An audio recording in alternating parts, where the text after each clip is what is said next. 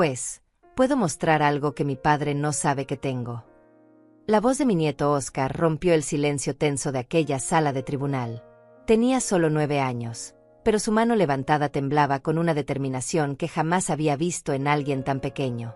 El juez lo miró con curiosidad, luego a Gustavo, mi hijo, quien palideció de inmediato.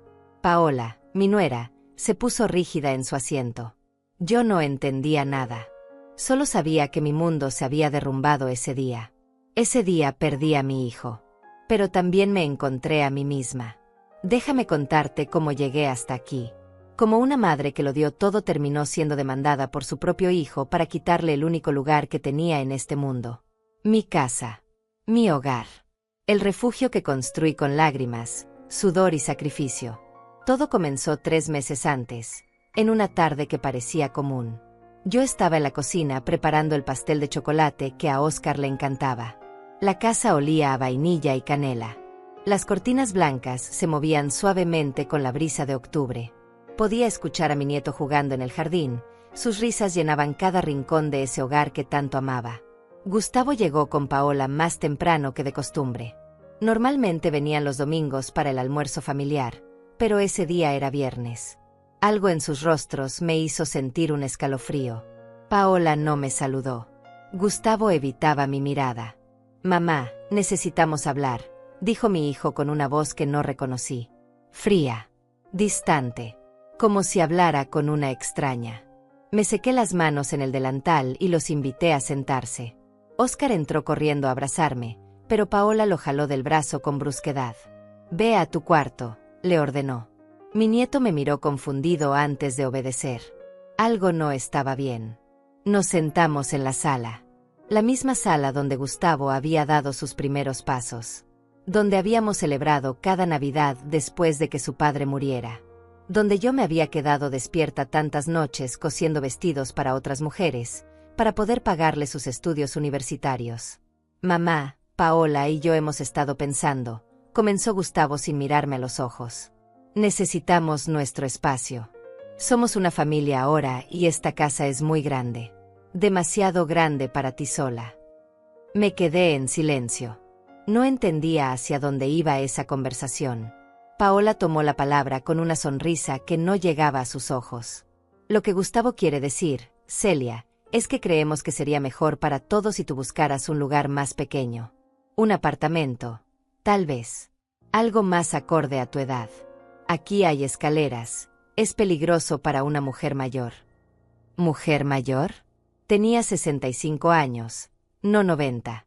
Subía esas escaleras todos los días sin problema. Las mismas escaleras que había limpiado durante 40 años. «No entiendo», logré decir. «Esta es mi casa. ¿Por qué tendría que irme?» Gustavo finalmente me miró. En sus ojos vi algo que me heló la sangre. Determinación. «Porque nosotros la necesitamos más que tú, mamá. Oscar está creciendo. Necesita su propio espacio. Paola quiere renovar, hacer cambios. Y tú puedes vivir en cualquier lado». ¿En cualquier lado? ¿Después de todo lo que había sacrificado por él? «Esta casa está a mi nombre», dije con voz temblorosa. «Tu padre y yo la compramos hace 40 años. Aquí te criamos. Aquí está su recuerdo». Paola resopló con desdén. «Los recuerdos no pagan cuentas, Celia. Esta propiedad vale más de $250,000. Es un desperdicio que vivas aquí sola, aferrada al pasado. Gustavo es tu único hijo. Es natural que esta casa le pertenezca a él». «Le pertenecerá cuando yo muera», respondí con firmeza que no sabía que tenía. «Mientras yo viva, esta es mi casa». El rostro de Paola se endureció. Gustavo apretó los puños. Hubo un silencio largo y pesado. «Entonces no nos dejas opción», dijo mi hijo levantándose. De su maletín sacó unos papeles que dejó caer sobre la mesa de centro. «Estos son documentos legales. Te estamos demandando para que desalojes la propiedad. Nuestro abogado dice que tenemos derecho a reclamar la casa porque tú no puedes mantenerla adecuadamente. Es una cuestión de bienestar familiar». No podía respirar. Las paredes parecían cerrarse sobre mí. «Mi hijo». Mi propio hijo me estaba echando de mi casa.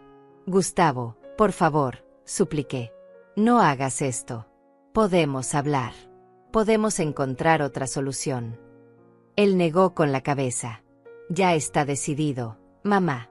Tienes 30 días para buscar abogado o aceptar un acuerdo. Podemos darte $20,000 para que rentes algo. Es más que generoso. ¿$20,000? ¿Por la casa que valía más de $250,000? ¿Por el hogar donde había construido toda mi vida? Paola ya estaba en la puerta. Esto no es personal, Celia. Es solo sentido común. Ya es hora de que pienses en tu futuro. Un asilo, tal vez. Hay algunos muy buenos por la zona. ¿Un asilo? Tenía 65 años y perfecta salud. Seguía trabajando como costurera, seguía cuidando de mi jardín, seguía cocinando para mi nieto. Gustavo me dio la espalda y caminó hacia la salida. Antes de irse, se detuvo un momento. Lo siento, mamá. Pero Paola tiene razón. Es hora de que cada quien siga su camino. La puerta se cerró. Me quedé sola en esa sala llena de recuerdos. En las paredes estaban las fotos de Gustavo desde bebé. Su graduación universitaria. Su boda. En cada una de esas fotos yo estaba ahí, sonriendo, orgullosa de mi hijo. ¿Alguna vez has sentido que el suelo desaparece bajo tus pies? ¿Que todo en lo que creíste durante años se desmorona en segundos? Cuéntame en los comentarios si alguna vez alguien a quien amabas te ha traicionado así. Esa noche no pude dormir. Me quedé sentada en la cocina, mirando las paredes que yo misma había pintado. Los muebles que había comprado con tanto esfuerzo. Cada rincón de esa casa tenía una historia. Cada objeto guardaba un recuerdo de mi esposo, de mi vida, de mi sacrificio. Recordé cuando compramos esta casa. Mi esposo trabajaba en construcción y yo cosía vestidos de novia. Ahorramos durante 5 años para dar el enganche. $200 mensuales durante 30 años. Ni una sola vez nos atrasamos en el pago.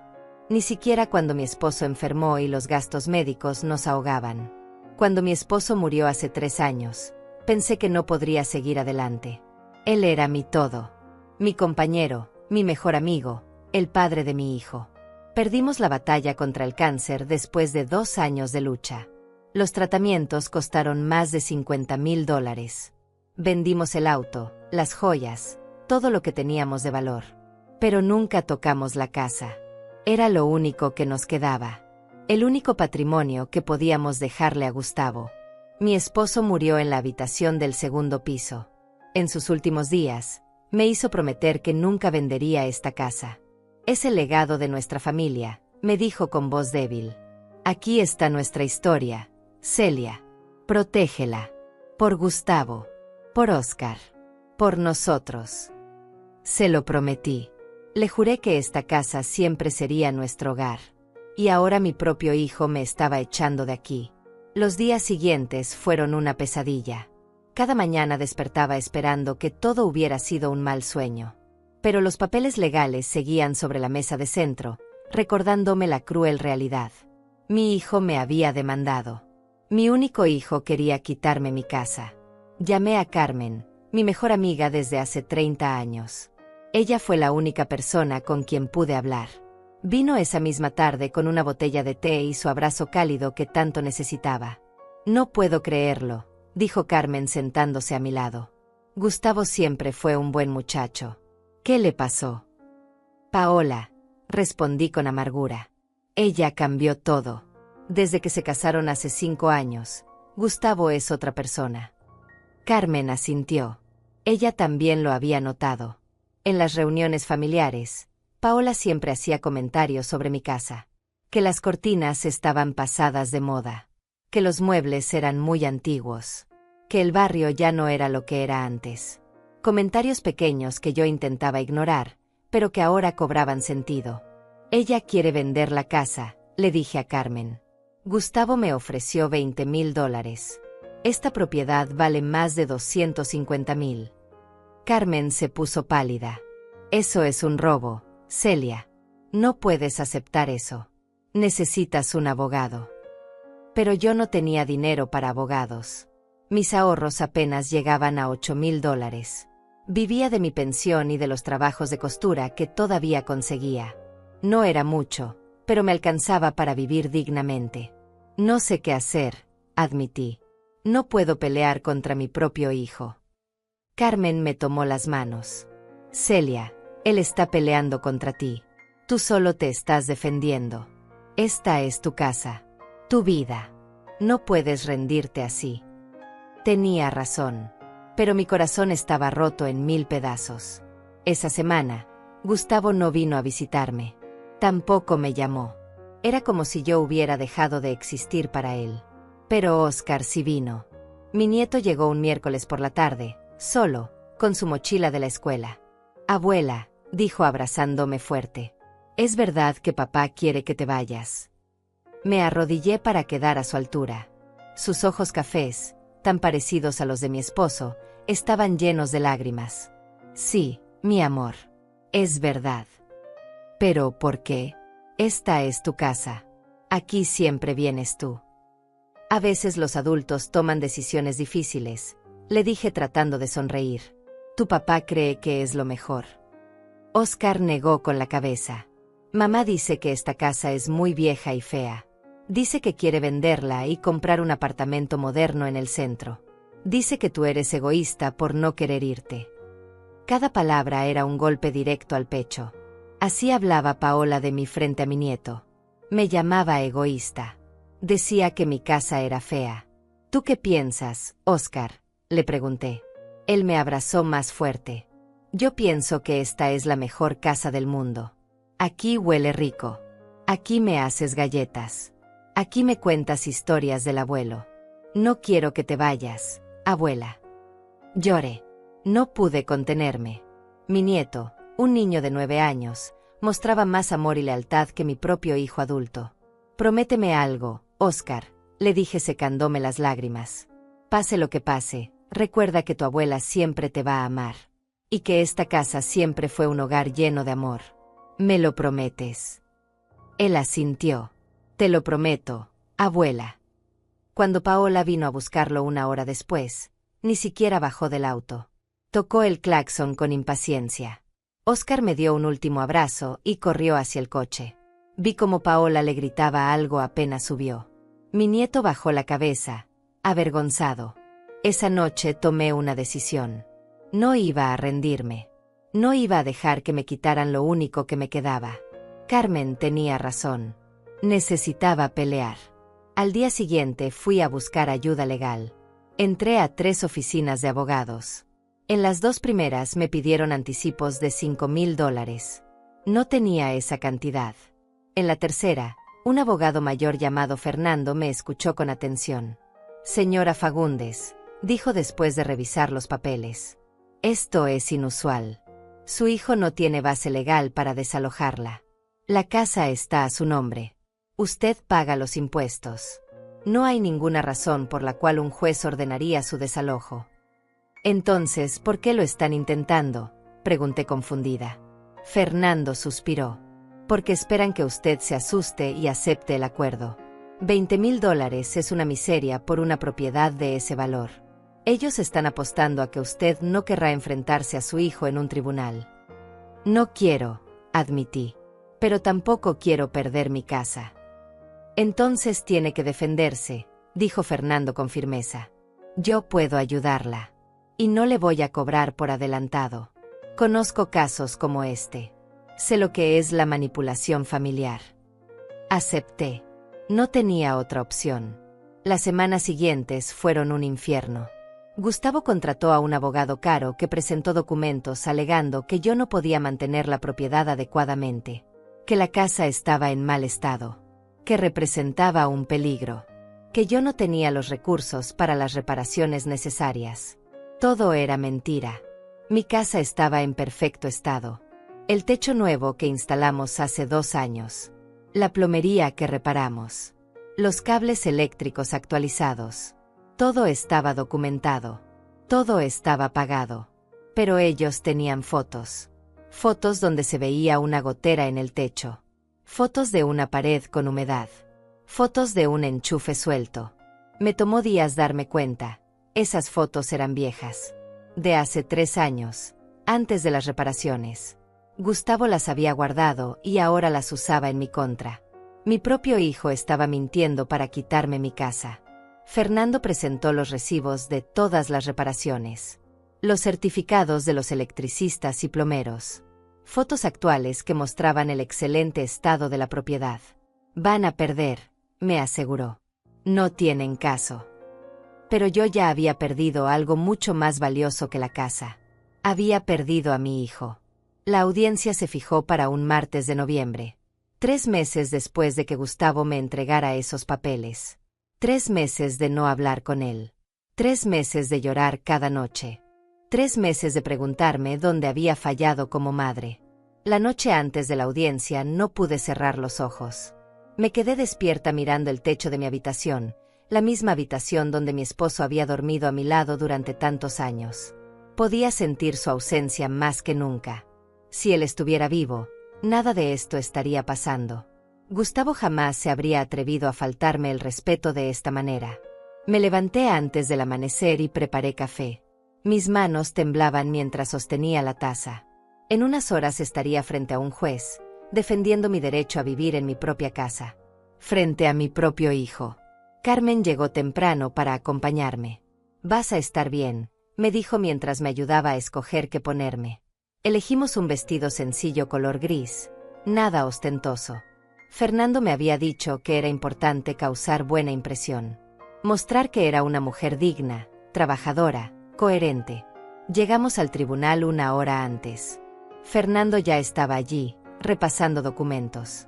¿Lista?, me preguntó. Asentí, aunque por dentro me estaba desmoronando.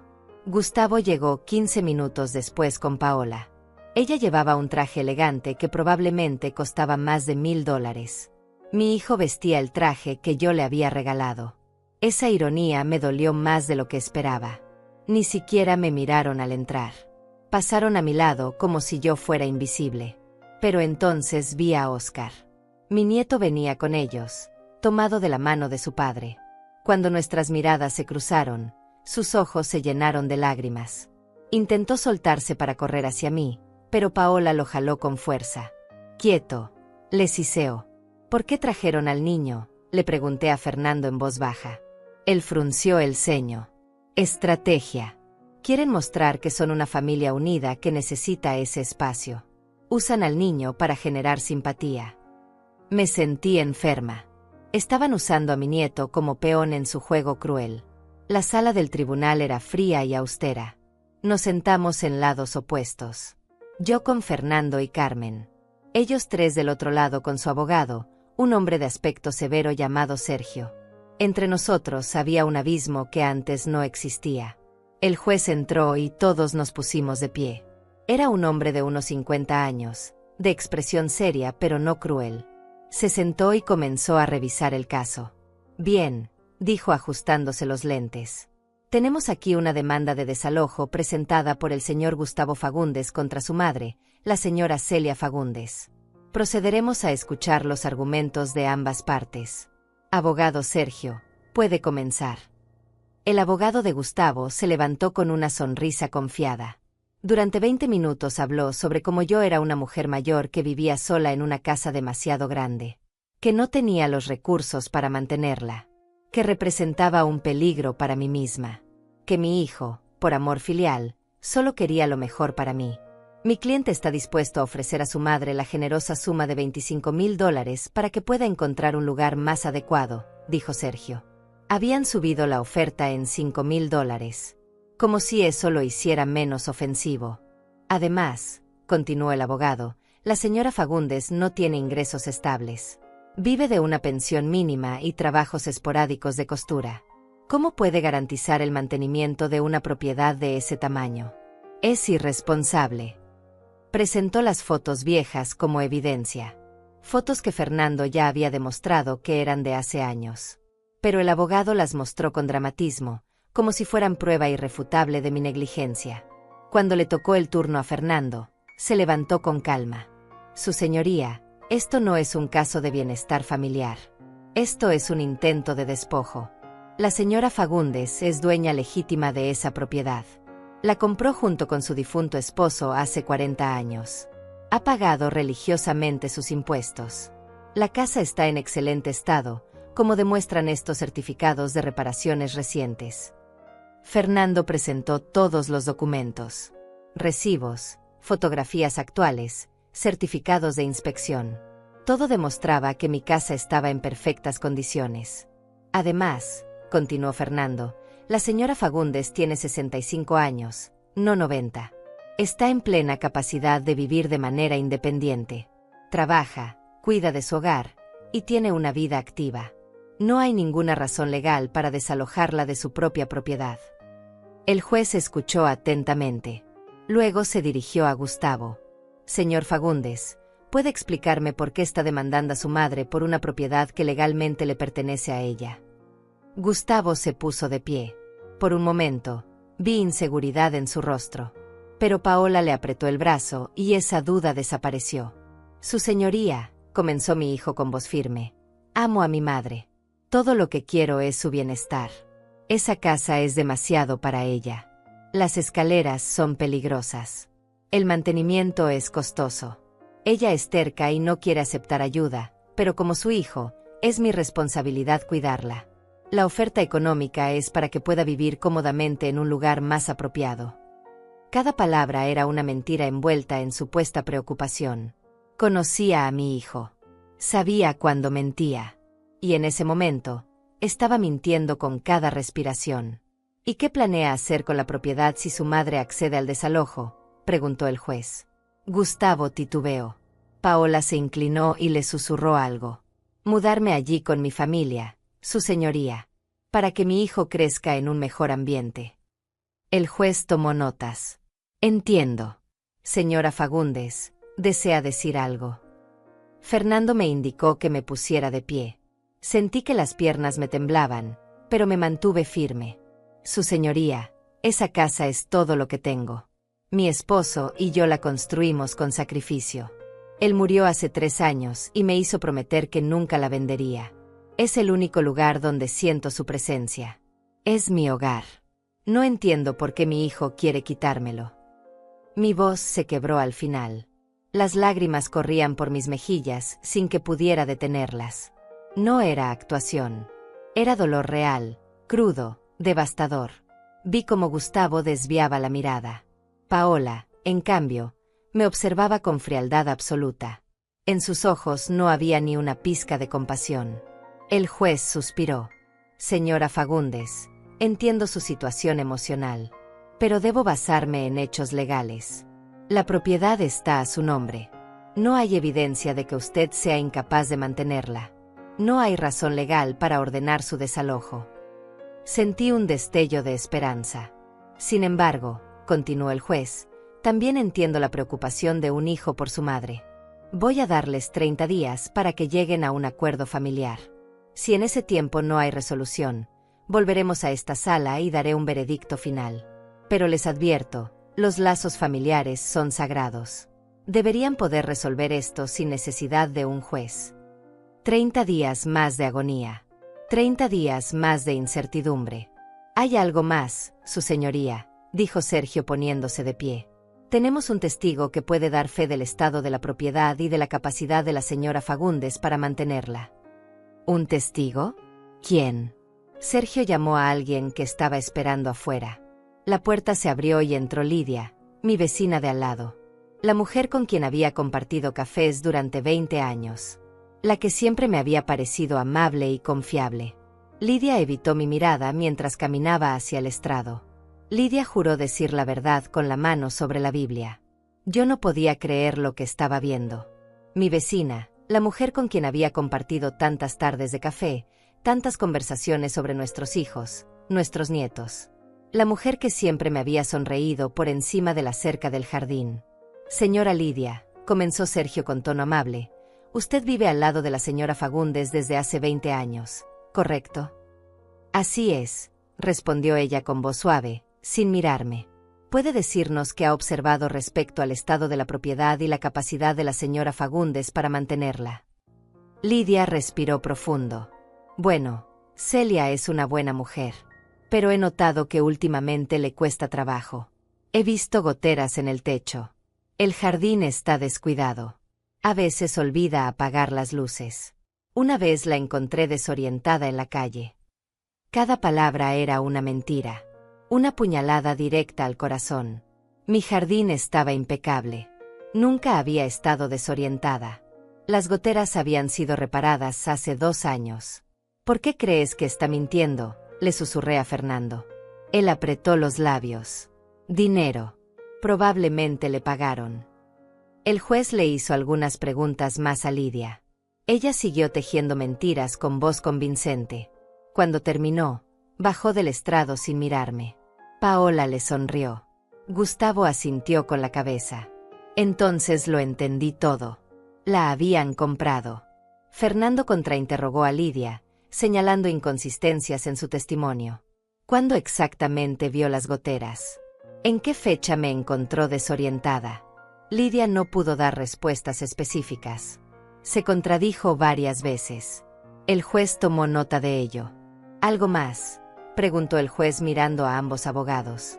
No, su señoría, dijeron ambos casi al mismo tiempo. El juez estaba a punto de levantar el mazo cuando una voz pequeña rompió el silencio. Juez, ¿puedo mostrar algo que mi padre no sabe que tengo? Todos nos giramos. Óscar estaba de pie, con su mochila a la espalda y su mano levantada. Temblaba, pero había determinación en sus ojos. Óscar, siéntate, siseó Paola intentando jalarlo. No, mamá, dijo mi nieto con voz firme. Tengo que hacer esto. Gustavo lo miró confundido. ¿Qué estás haciendo? El juez observó la escena con interés. Joven, ¿cuántos años tienes? 9, señor. Señor juez, respondió Óscar con respeto. ¿Y qué es lo que quieres mostrar? Óscar sacó su tablet de la mochila. Tengo videos. Videos que grabé sin que ellos supieran. Paola se puso blanca como el papel. Gustavo se levantó de golpe. ¿Qué videos? Óscar, guarda eso ahora mismo. Pero el juez levantó la mano. Señor Fagundes, siéntese. Quiero ver qué tiene el niño. Óscar caminó hacia el frente de la sala con su tablet. Paola intentó detenerlo, pero el alguacil se interpuso. Mi nieto le entregó el dispositivo al juez con manos temblorosas. Hay varios videos, señor juez. Los grabé porque sabía que lo que estaban haciendo estaba mal. Mi abuela me enseñó que mentir está mal. Y ellos están mintiendo. El juez conectó la tablet a la pantalla del tribunal. Todos nos quedamos en silencio. El primer video comenzó a reproducirse. La imagen era temblorosa, grabada desde la perspectiva de un niño escondido. Se veía la sala de la casa de Gustavo y Paola. Era de noche. Las voces eran claras. ¿Cuánto crees que podamos sacar por la casa?, preguntaba Paola. El tasador dijo que podemos venderla en $260,000, tal vez más, respondía Gustavo. Perfecto. Con eso podemos comprar el apartamento en el centro que te mostré. El de 3 habitaciones con vista a la ciudad. Cuesta $220,000. Nos sobrarían $40,000 para los muebles nuevos. ¿Y mi madre? Le damos $25,000 y que se busque un lugar. Con eso tiene para rentar algo por un par de años. No es nuestro problema. Mi corazón se detuvo. Las lágrimas comenzaron a caer sin control. Estaban hablando de mi casa, de mi vida, como si fuera solo una transacción comercial. Y Gustavo, mi hijo, estaba de acuerdo. El juez detuvo el video. ¿Hay más? Óscar asintió. Sí, señor. Muchos más. El segundo video mostraba a Paola hablando por teléfono. Sí, Lidia. Te voy a dar $2,000 si declaras en el tribunal que la vieja está senil. Solo tienes que decir que la has visto confundida, que la casa está en mal estado. Es fácil. Lidia. La habían pagado exactamente como Fernando sospechaba. El tercer video fue el más doloroso. Se veía a Paola y Gustavo en la cocina de mi casa, cuando yo no estaba. Paola tomaba fotos de rincones específicos, ángulos que hacían que todo se viera peor de lo que estaba. Toma una del enchufe ese, decía Paola. Parece que está suelto. Y otra de esa mancha en la pared. ¿No es un poco sucio esto?, preguntaba Gustavo. Es estrategia, amor. Tu madre es terca. No va a irse por las buenas. Necesitamos presionarla. Es mi madre, Paola. Y esta es nuestra oportunidad. ¿Quieres vivir rentando toda la vida? ¿Quieres que Oscar crezca en ese apartamento pequeño? Tu madre es vieja. Ya vivió su vida. Ahora nos toca a nosotros. Silencio total en la sala. Podía escuchar mi propia respiración entrecortada. El juez tenía el ceño fruncido, claramente molesto por lo que estaba viendo. ¿Cuántos videos hay en total?, preguntó el juez. 12, señor juez, respondió Oscar. Los grabé durante los últimos 2 meses. Escuchaba a mamá y papá hablar de cómo iban a sacar a mi abuela de su casa. Sabía que estaba mal, pero no sabía qué hacer. Hasta hoy. Paola estaba furiosa. Oscar, ¿cómo te atreves? Estás castigado. Dame esa tablet ahora mismo. No, dijo mi nieto con voz temblorosa pero firme. No voy a dejar que le hagan esto a la abuela. Ella no merece esto. Ella siempre ha sido buena con nosotros. Nos hace comida, nos cuida, nos quiere. Y ustedes solo piensan en el dinero. Gustavo tenía la cabeza entre las manos. No podía mirar a nadie. El juez reprodujo 2 videos más. En uno, Paola hablaba con alguien sobre contratar a un abogado agresivo que asustara a la vieja hasta que aceptara el trato. En otro, se la veía burlándose de mí, llamándome la vieja tonta que se cree dueña del mundo. Cuando terminaron los videos, el silencio en la sala era ensordecedor. El juez se quitó los lentes y los limpió lentamente. Cuando habló, su voz era fría como el hielo. En mis 25 años como juez, he visto muchas cosas. Pero esto es particularmente repugnante. Se dirigió a Sergio, el abogado de Gustavo. ¿Usted sabía de esto? Sergio negó rápidamente. No, su señoría. Mi cliente no me informó de estos hechos. Entonces su cliente lo engañó, dijo el juez. Luego miró a Gustavo. Señor Fagundes, levántese. Gustavo se puso de pie lentamente. Estaba pálido, derrotado. Usted vino a esta sala fingiendo preocupación por su madre. Pero estos videos muestran la verdad. Usted no está preocupado por ella. Usted quiere robarle su propiedad. Usted y su esposa conspiraron para despojar a una mujer de 65 años de su único hogar. Pagaron a un testigo para que mintiera bajo juramento. Fabricaron evidencia falsa. El juez golpeó el mazo con fuerza. El sonido resonó en toda la sala como un trueno. Esto es fraude, conspiración y manipulación de evidencia. Podría presentar cargos criminales contra ustedes dos. Paola se puso de pie furiosa.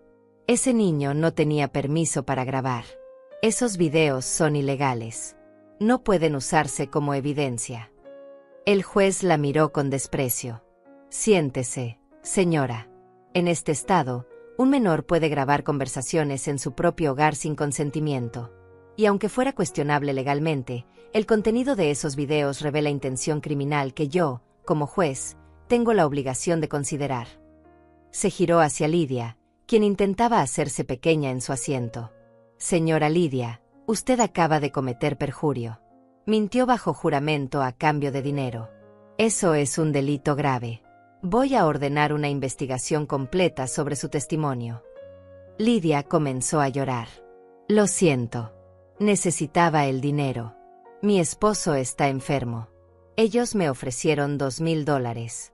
No pensé que fuera tan grave. ¿No pensó que mentir en un tribunal era grave?, preguntó el juez incrédulo. Alguacil, tome nota de sus datos. Recibirá una citación. El juez respiró profundo, intentando controlar su evidente enojo. Luego me miró a mí. Sus ojos se suavizaron un poco. Señora Fagundes, lamento profundamente que haya tenido que pasar por esto. Nadie debería ser traicionado de esta manera, mucho menos por su propia familia. Yo no podía hablar. Las lágrimas no me dejaban. Carmen me apretó la mano con fuerza. Mi decisión es la siguiente, continuó el juez. La demanda de desalojo queda completamente desestimada. La señora Celia Fagundes es y seguirá siendo la única dueña legítima de su propiedad. Ninguna persona tiene derecho a desalojarla, intimidarla o presionarla para que abandone su hogar.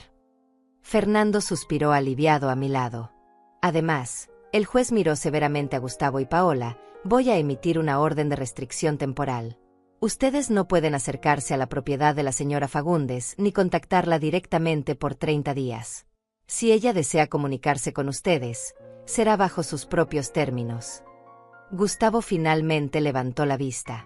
En sus ojos había algo que no había visto antes. Vergüenza. Verdadera vergüenza.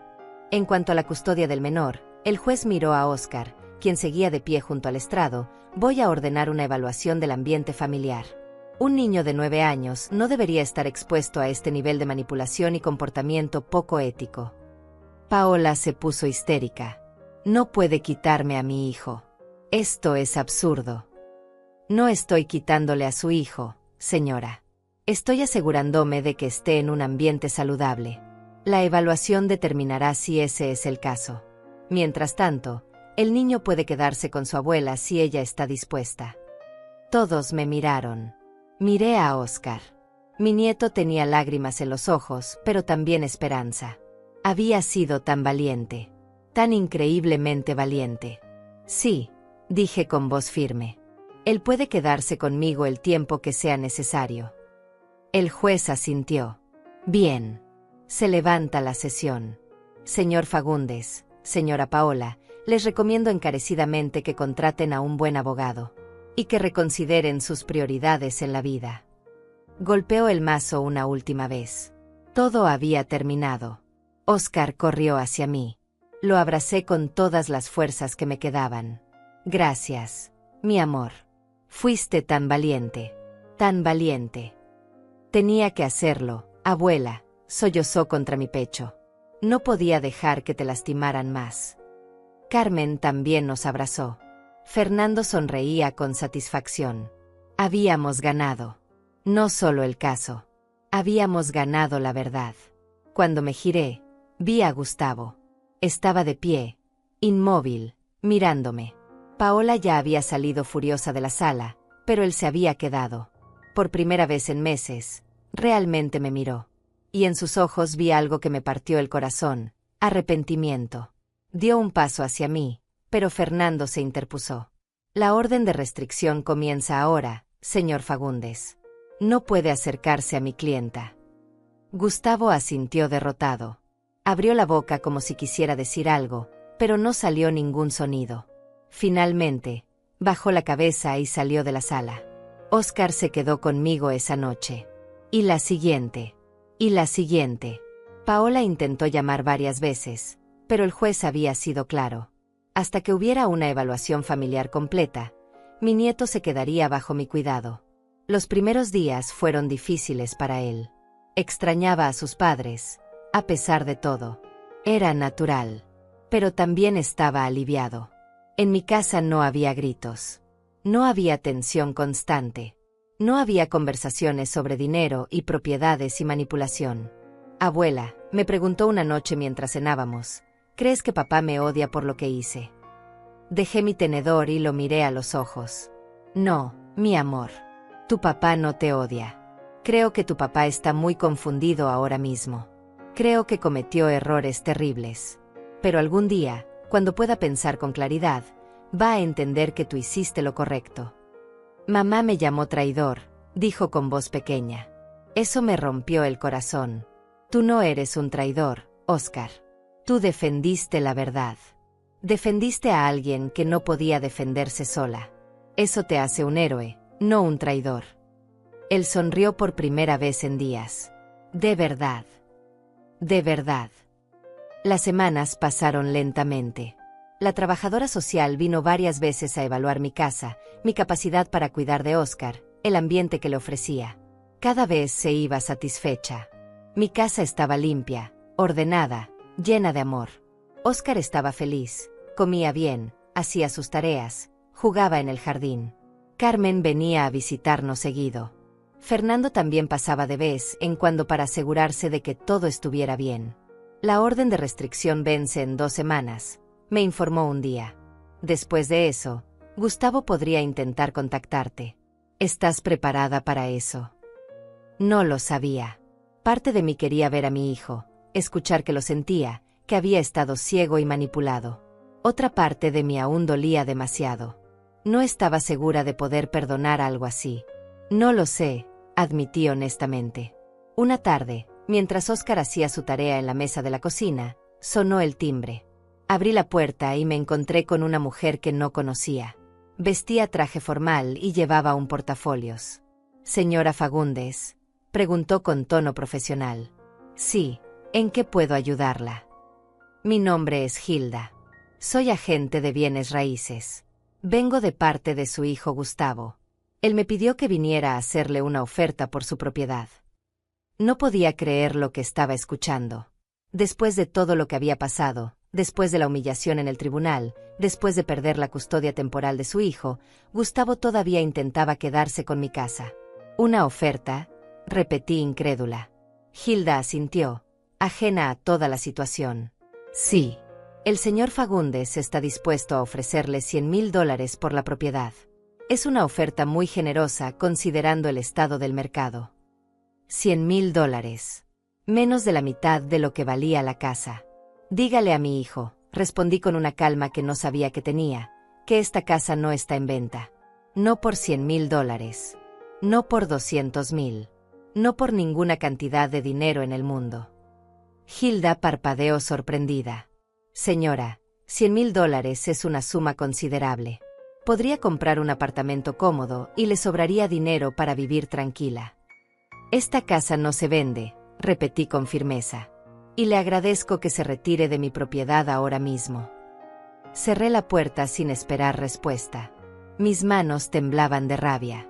Después de todo, después de la humillación, después de la traición, después de perder a su hijo temporalmente, Gustavo seguía intentando quitarme mi casa.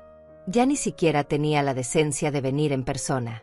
Mandaba intermediarios como si yo fuera un obstáculo que eliminar. Oscar apareció en la sala. «¿Quién era, abuela?» «Nadie importante, mi amor», mentí. No quería preocuparlo más. Esa noche llamé a Fernando para contarle lo sucedido. Él suspiró pesadamente. «Celia, técnicamente no está violando la orden de restricción porque no se acercó personalmente. Pero es claro que no ha aprendido nada. ¿Qué puedo hacer?» «Nada por ahora. Ignóralo. La orden sigue vigente por 10 días más. Después tendrás que decidir si quieres renovarla o no.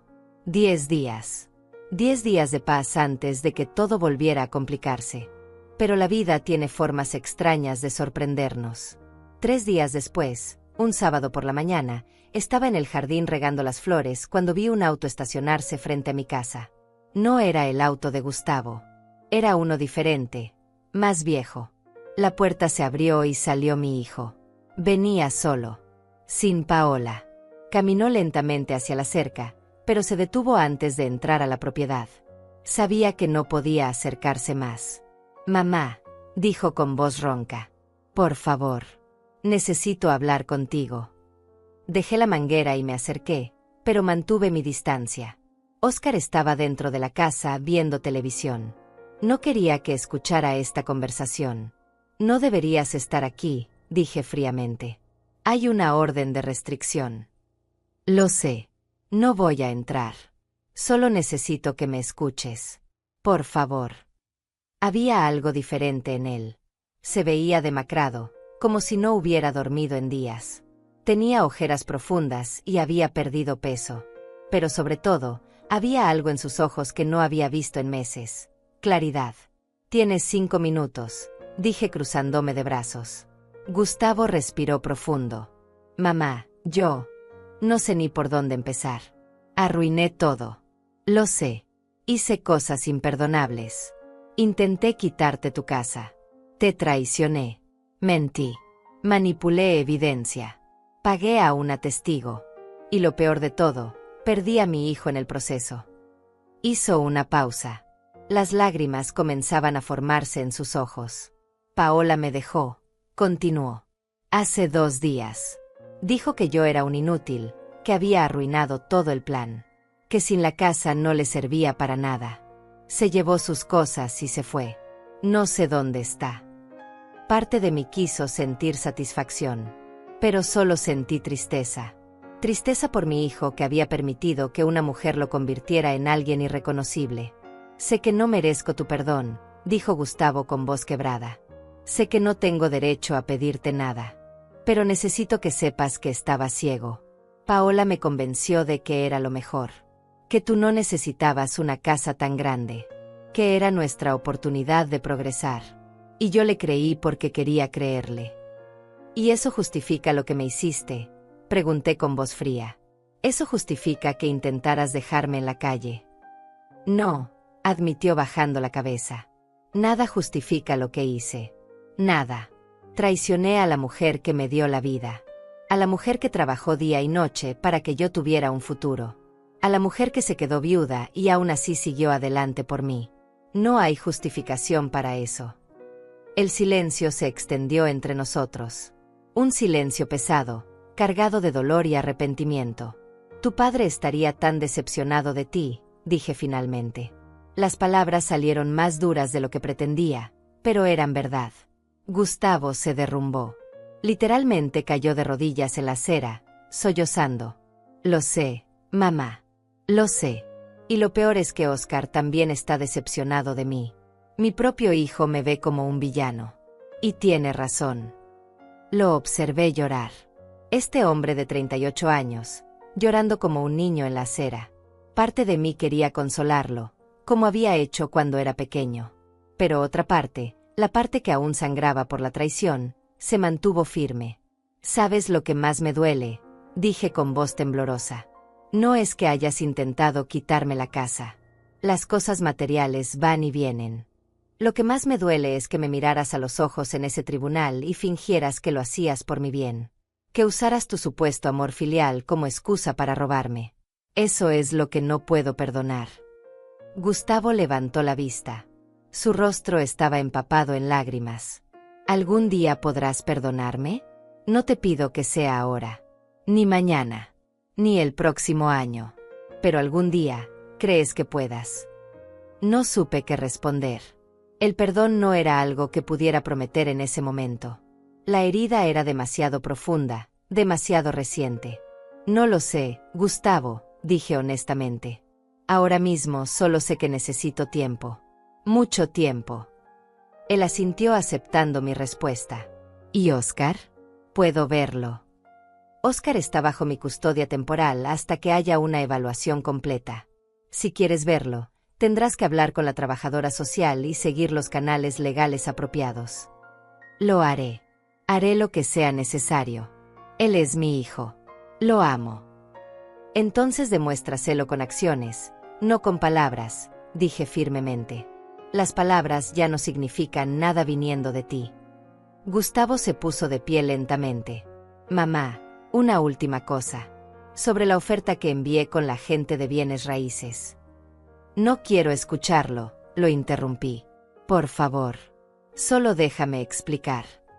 Crucé los brazos esperando. Esa oferta no la hice yo. Fue Paola. Ella todavía tenía acceso a algunas de mis cuentas. Contactó a la agente sin que yo supiera. Cuando me enteré, fue demasiado tarde. Ya había venido aquí. Te juro por la memoria de papá que yo no tuve nada que ver con eso. Lo miré intentando detectar si mentía, pero en sus ojos solo vi verdad. Y cansancio. Mucho cansancio. Vete, Gustavo, dije finalmente. Antes de que llame a la policía por violar la orden. Él asintió. Gracias por escucharme. Sé que no lo merecía. Caminó de regreso a su auto. Antes de subir, se giró una última vez. Te amo, mamá. Siempre te he amado. Y voy a pasar el resto de mi vida intentando demostrártelo. Se fue. Yo me quedé ahí parada, mirando cómo su auto desaparecía por la calle. Las lágrimas finalmente cayeron. Porque a pesar de todo, a pesar del dolor y la traición, seguía siendo mi hijo. Y una parte de mí, una parte pequeña pero persistente, aún lo amaba. Oscar salió de la casa. Abuela, ¿estás bien? Vi a papá desde la ventana. Lo abracé fuerte. Estoy bien, mi amor. Todo va a estar bien. ¿Pero alguna vez has tenido que soltar a alguien que amas porque te lastimó demasiado? ¿Has tenido que elegir entre tu amor y tu dignidad? Cuéntame en los comentarios si has pasado por algo similar. Los días siguieron su curso. La evaluación familiar continuó. La trabajadora social, una mujer llamada Carmen diferente a mi amiga Carmen, vino varias veces más. Carmen, la trabajadora social, era una mujer meticulosa.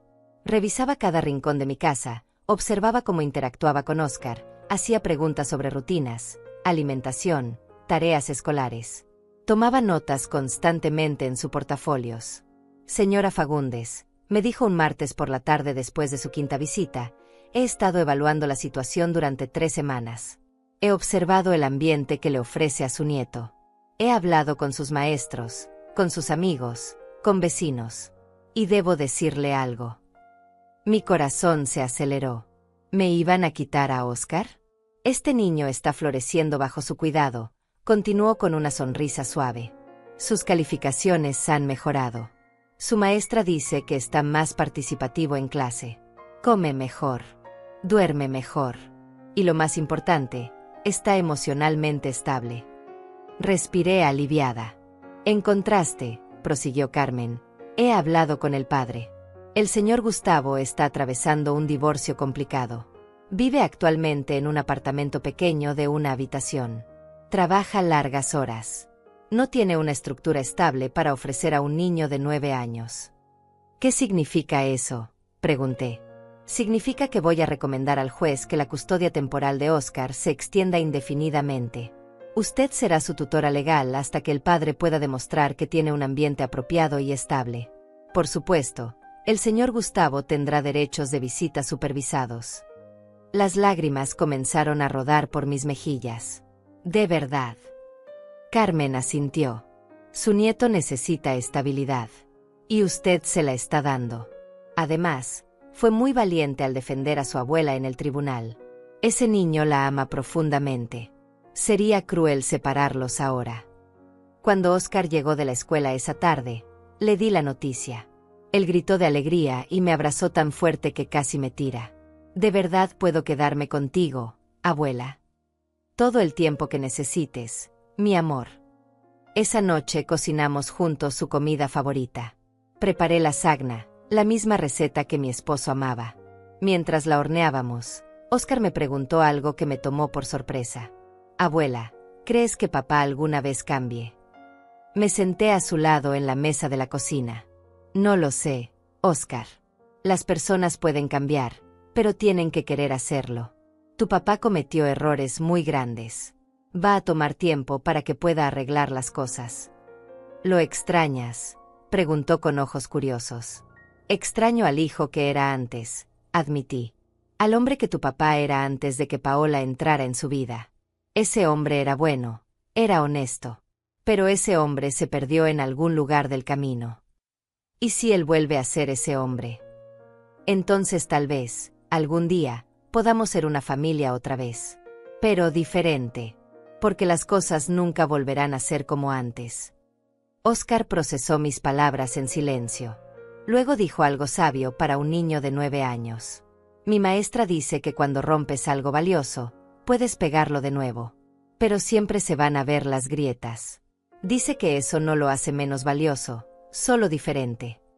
Tenía razón. Nuestra familia se había roto. Y aunque algún día pudiéramos pegarla de nuevo, las grietas siempre estarían ahí. Las semanas se convirtieron en meses. Octubre pasó. Noviembre llegó con su frío característico. Óscar y yo caímos en una rutina cómoda. Él iba a la escuela, yo trabajaba en mis costuras.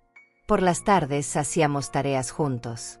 Los fines de semana cocinábamos, veíamos películas, trabajábamos en el jardín. Gustavo tenía visitas supervisadas cada 2 sábados.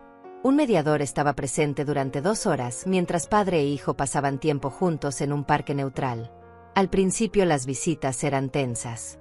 Óscar no sabía cómo actuar alrededor de su padre. Pero lentamente, muy lentamente, comenzaron a reconectarse. Gustavo nunca intentó contactarme directamente. Respetaba mi espacio. pero a través del mediador, siempre enviaba mensajes.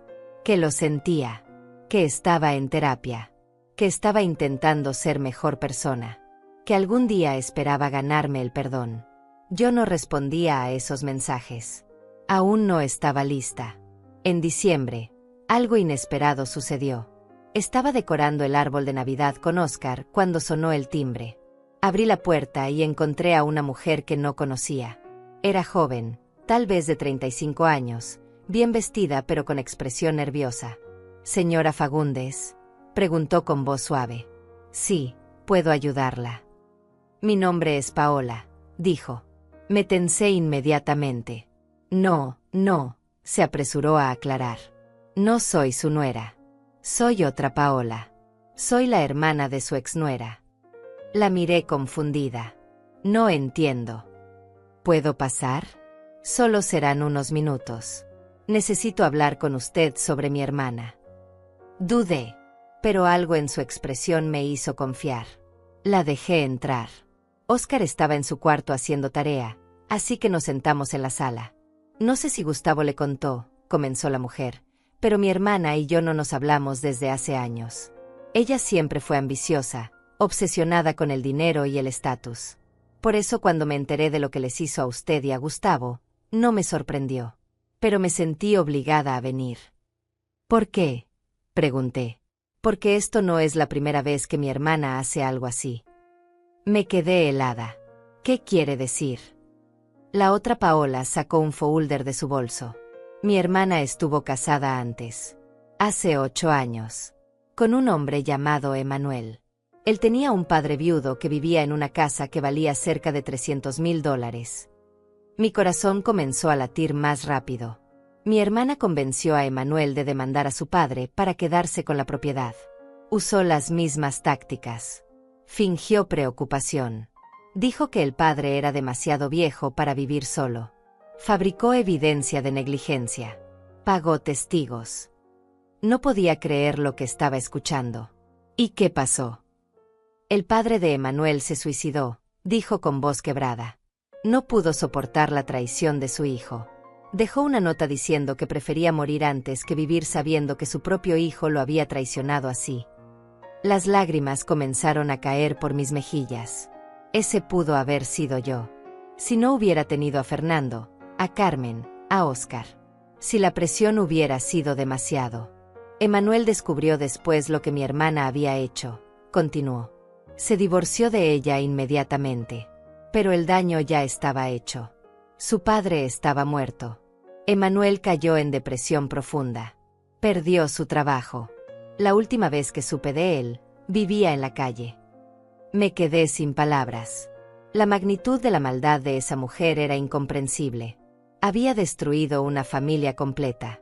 Había causado la muerte de un hombre inocente. Y había intentado hacer lo mismo conmigo. ¿Por qué me cuenta esto?, logré preguntar con voz temblorosa. La hermana de Paola me miró con ojos llenos de culpa. Porque debía haberlo hecho antes. Cuando supe que mi hermana se había casado otra vez, debí advertirle a Gustavo.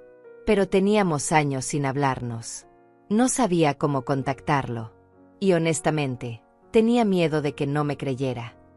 Abrió el folder y me mostró documentos. Artículos de periódico sobre el suicidio del padre de Emanuel. Documentos del divorcio. Incluso había una copia de la nota suicida que el hombre había dejado. Las palabras eran desgarradoras. Ya no puedo vivir sabiendo que mi hijo me vendió por dinero. Prefiero morir con dignidad que vivir con esta vergüenza. Cerré los ojos. Esas pudieron haber sido mis palabras. Ese pudo haber sido mi final. Mi hermana es una depredadora, dijo la mujer con voz firme. Busca hombres con padres que tengan propiedades valiosas. Se casa con ellos. Los manipula. Los convierte en versiones crueles de sí mismos. Y cuando consigue lo que quiere, desaparece con el dinero. ¿Por qué no fue a la cárcel?, pregunté indignada. Porque es muy inteligente. Nunca deja evidencia directa de su participación. Siempre manipula a otros para que hagan el trabajo sucio. Como hizo con Gustavo. Técnicamente, él fue quien presentó la demanda, quien pagó a la testigo, quien fabricó la evidencia. Tenía razón. Paola había orquestado todo, pero Gustavo había sido quien ejecutó el plan.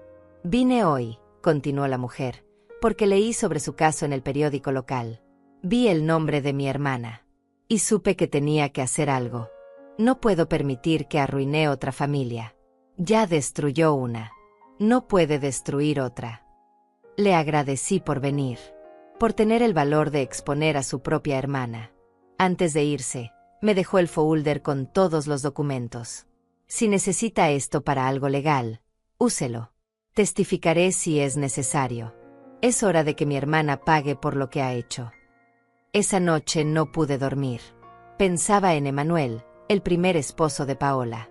Pensaba en su padre, quien había preferido morir antes que vivir con la traición. Pensaba en Gustavo, quien casi se convierte en la misma clase de monstruo. Pero también pensaba en Óscar. En cómo un niño de 9 años había salvado a nuestra familia con su valentía. Si él no hubiera grabado esos videos, si no hubiera tenido el coraje de mostrarlos en el tribunal, yo podría estar muerta ahora. O viviendo en la calle. O en un asilo, rota y abandonada. A la mañana siguiente llamé a Fernando. Le conté todo. Él escuchó en silencio y luego dijo algo que me sorprendió. Celia, creo que deberías hablar con Gustavo. Creo que necesitas saber esto. ¿Por qué?, pregunté. Él tomó sus propias decisiones. Sí, pero lo hizo bajo manipulación extrema de una sociópata. Conocer la historia completa no excusa lo que hizo, pero podría ayudarlo a entender cómo llegó tan lejos. Y tal vez, solo tal vez, podría ayudarlo a perdonarse a sí mismo. No estaba segura. Parte de mí pensaba que Gustavo merecía vivir con la culpa. Pero otra parte, la parte que aún era su madre, sabía que Fernando tenía razón.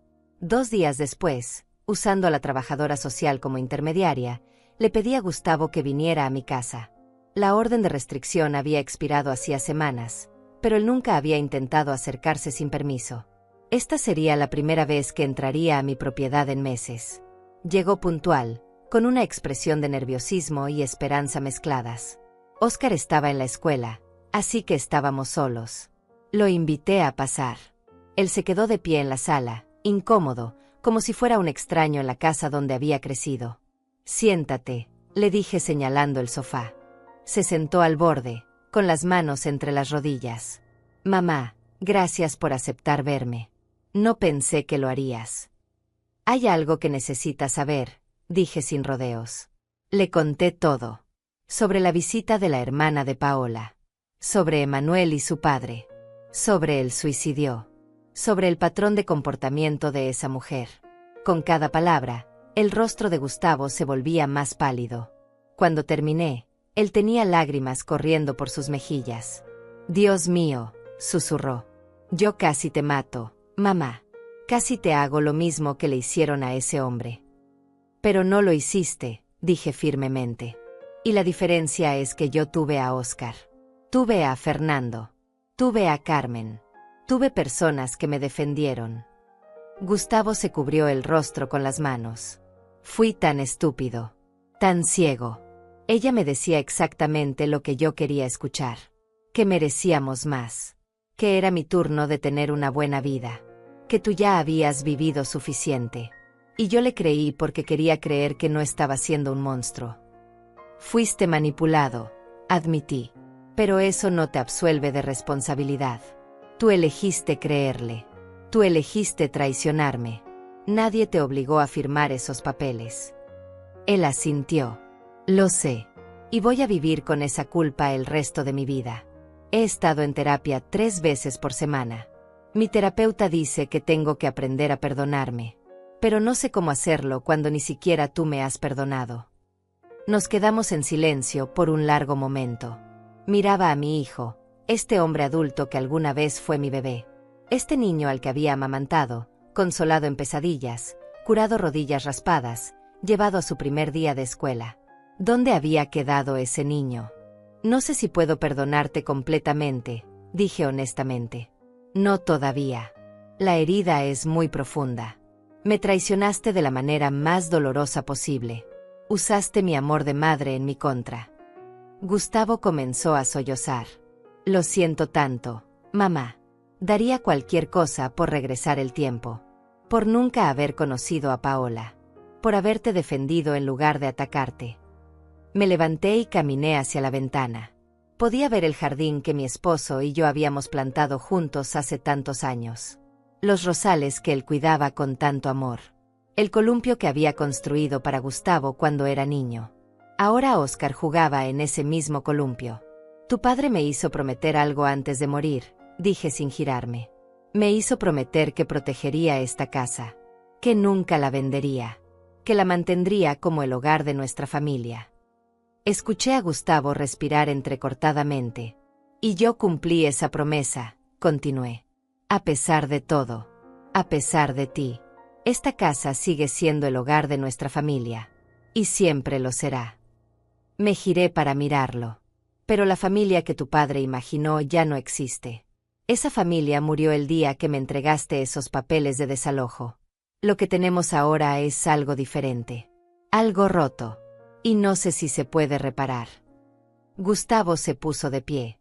Déjame intentarlo, mamá. Por favor. Sé que tomará años. Tal vez décadas. Pero déjame intentar ganarme tu confianza otra vez. Déjame demostrarte que puedo ser el hijo que merezco ser. Lo miré a los ojos. Había sinceridad ahí. Arrepentimiento real. Pero también sabía que las palabras eran fáciles. Las acciones eran lo que contaba.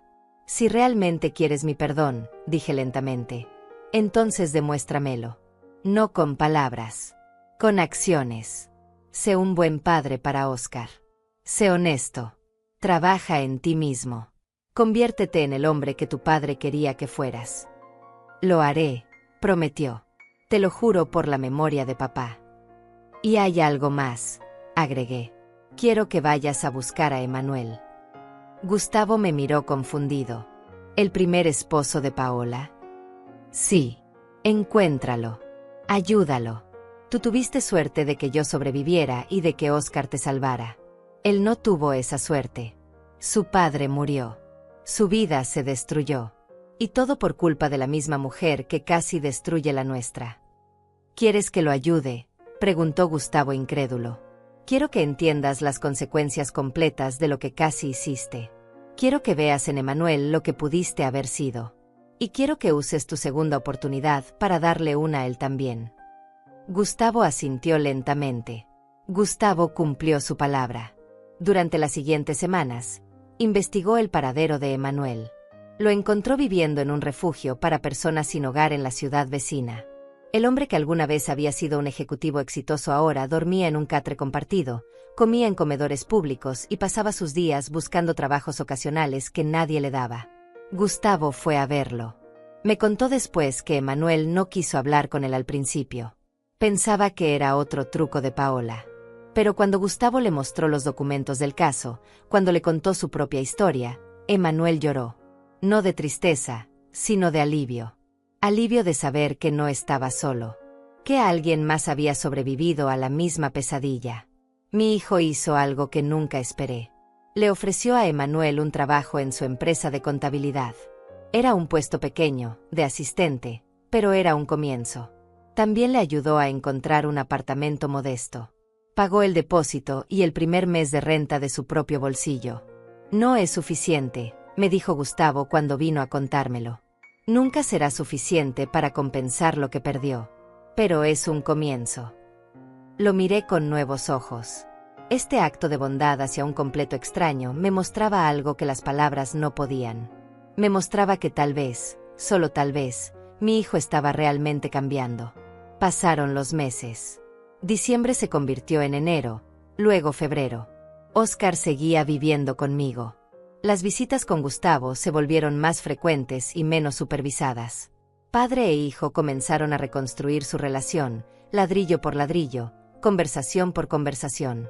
Una tarde de marzo, Gustavo llegó con una caja grande. Mamá, encontré esto en el almacén de mi apartamento. Pensé que tal vez lo querrías de vuelta. Abrí la caja y mi corazón se detuvo. Adentro estaban las fotos familiares que habían estado en su casa. Fotos de su infancia, de su graduación, de su padre. Fotos que Paola había hecho que él quitara porque hacían que el lugar se viera anticuado. Nunca debí quitarlas, dijo Gustavo con voz suave. Nunca debí dejar que ella me hiciera olvidar de dónde venía. Tomé una foto en particular. Era de mi esposo cargando a Gustavo cuando tenía 5 años. Ambos sonreían a la cámara con felicidad pura e inocente. Tiempos más simples. Tiempos más felices. Tu padre estaría orgulloso de que estés intentando hacer las cosas bien, dije pasándole la foto. Gustavo la miró con lágrimas en los ojos. No sé si estaría orgulloso, pero espero que me perdonara, como espero que tú me perdones algún día.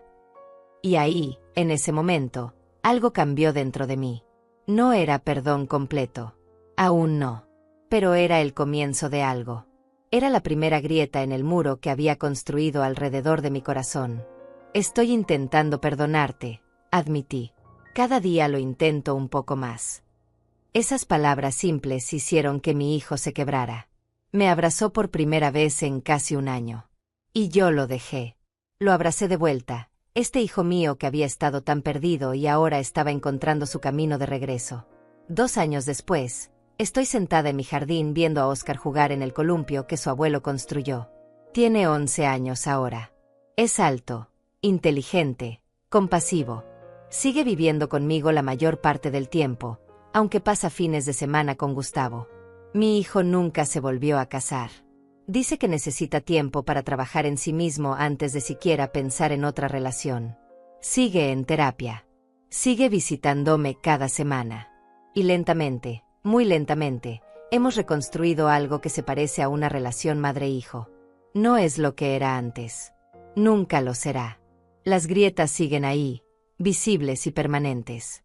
Pero como dijo la maestra de Oscar hace 2 años, eso no lo hace menos valioso. Solo diferente. Emanuel también viene a visitarme de vez en cuando. Se ha convertido en un amigo inesperado. Alguien que entiende el dolor de ser traicionado por la familia. Alguien que entiende lo difícil que es perdonar. Ahora trabaja tiempo completo en la empresa de Gustavo. Se compró un auto usado. Renta un apartamento pequeño pero digno. Está reconstruyendo su vida, paso a paso. Tu hijo me salvó, me dijo una vez. No sé dónde estaría sin su ayuda. Tú lo ayudaste a él también, respondí. Le diste un propósito, una manera de redimirse. En cuanto a Paola, nunca más supimos de ella. Desapareció como apareció, probablemente buscando a su próxima víctima.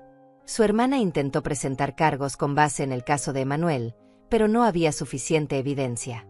Paola era demasiado inteligente para dejar rastros directos. A veces me pregunto cuántas familias más habrá destruido. ¿Cuántos hijos habrá manipulado para traicionar a sus padres? ¿Cuántos hogares habrá convertido en campos de batalla? Pero luego recuerdo que yo sobreviví. Mi familia sobrevivió. Y eso tiene que ser suficiente. Esta casa, la casa que mi esposo y yo construimos con tanto sacrificio, sigue siendo mía. Las paredes aún guardan nuestros recuerdos. El jardín aún florece cada primavera. El columpio aún cruje suavemente con el viento. Y yo sigo aquí, protegiendo lo que es mío, cumpliendo la promesa que le hice a mi esposo. Carmen, mi amiga leal, viene a tomar café todas las semanas. Fernando, el abogado que me defendió sin cobrarme, se ha convertido en parte de la familia. Oscar lo llama tío Fernando. Lidia, la vecina que mintió en el tribunal, se mudó poco después. No pudo vivir con la vergüenza. Alguien más vive en esa casa ahora. Personas buenas que me saludan por encima de la cerca. He aprendido muchas cosas en estos 2 años. He aprendido que el amor familiar no es inquebrantable. Que la sangre no siempre es más fuerte que la ambición. Que las personas que amas pueden traicionarte de maneras que nunca imaginaste. Pero también he aprendido que el perdón es posible, aunque tome años. Que las familias rotas pueden sanarse, aunque nunca vuelvan a ser lo que eran. Y que a veces, proteger lo que es tuyo no es egoísmo. Es supervivencia. ¿He perdonado completamente a Gustavo? No lo sé. Algunos días siento que sí. Otros días, cuando me quedo sola por las noches, la herida vuelve a doler como si fuera nueva. Pero estoy intentando. Y creo que eso cuenta para algo. Lo que sí sé es esto. Nunca voy a dejar esta casa. No por dinero. No por comodidad. No por nada. Esta casa es más que paredes y techo. Es el legado de mi esposo. Es la prueba de nuestro sacrificio. Es el recordatorio de que sobreviví la peor traición posible y salí del otro lado más fuerte. A veces la gente me pregunta si valió la pena pelear. Si no habría sido más fácil aceptar el dinero y mudarme. Y mi respuesta es siempre la misma. Algunas batallas no se pelean porque sean fáciles. Se pelean porque son necesarias. Porque defender tu dignidad siempre vale la pena. Porque enseñarle a tu nieto a defender la verdad, sin importar el costo, es una de las lecciones más importantes que puedes dar. Oscar aprendió eso a los 9 años. Aprendió que a veces tienes que ser valiente incluso cuando tienes miedo. Que defender lo correcto puede costarte relaciones. Que la verdad es más importante que la lealtad ciega. Y espero que lleve esas lecciones con él por el resto de su vida. En cuanto a mí, he aprendido que el perdón no es debilidad. Que puedes perdonar a alguien sin olvidar lo que hicieron. Que puedes amar a alguien y aún así mantener límites saludables. Que a veces la familia se redefine. Y que está bien. Tengo 67 años ahora. Mi cabello es más blanco. Mis manos tienen más arrugas. Pero sigo aquí, en mi casa, en mi jardín, viviendo la vida que mi esposo y yo soñamos. Y cada mañana, cuando me despierto en la habitación donde él murió, le digo lo mismo. Cumplí mi promesa, amor. Protegí nuestro hogar. Protegí nuestra familia.